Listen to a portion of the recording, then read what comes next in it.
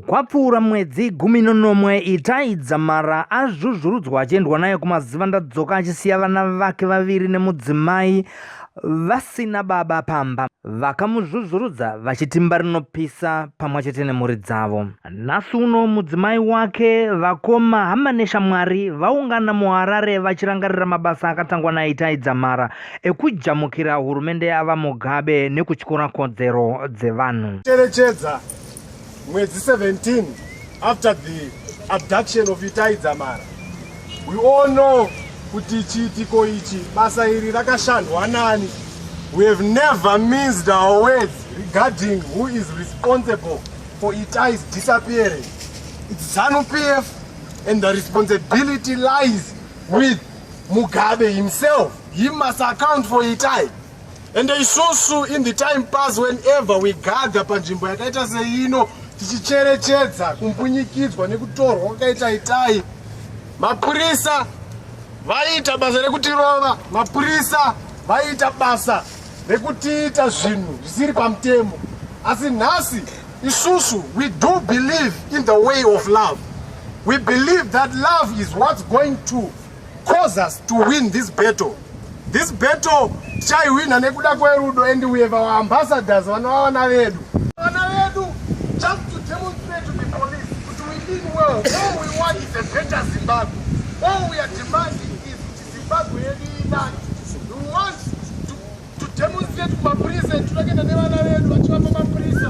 As you all know, varumwe zuro raiva vhende raitai. We are also still celebrating the market.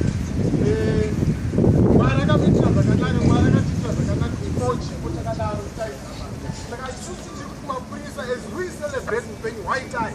Vatinoziva kuti vakambunyikidza ivo pachezvavo. We want to show them and demonstrate love, rudo nevana vedu. Saka zvachaita we'll go vanhu vachititungamira, and we'll just present our flowers netumatinato mapurisa.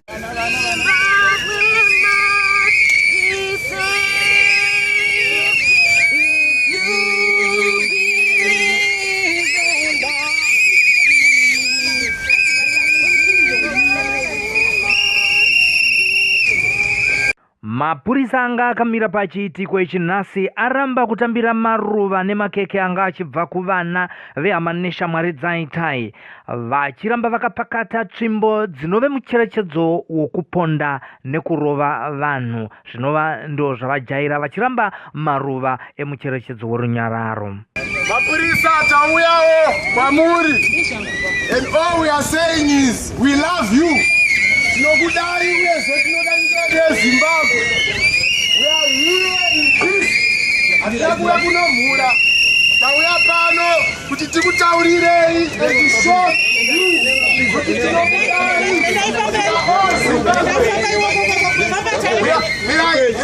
We are all Zimbabwe. Yes. Isusu, we want you to join us in celebrating the life of Itai Dzamara. Ahoy makomrades, ahoy! Ahoy mapurisa, ahoy! Tunoti mutibatsire kucelebrata upenyu hwaItai. Vana, honai vana vauya. Vana venyu vamakabereka vauya. Let's deal with the dictatorship together. Tangirai makeke ari kubva kuvana. Hatidi kurovana muZimbabwe. We do not want you kuti mutirove because we love you. Tinova nyika imwe chete. We are all Zimbabwe. We are all Zimbabwe. There is no need for you kuti kana tava kunodemonstrata mutirove. Kana tava kunodemonstrata motiputitsira mateka. We love you.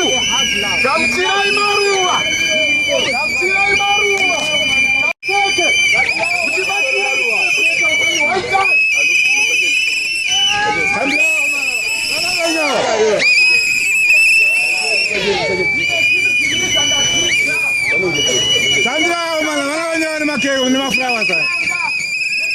Tibatirane to fight the dictatorship of President Robert Mugabe. Yes! Dictatorship must go. Yes! And at this point in time, we are declaring that our police must remove the uniform and we must work together. We love them. We love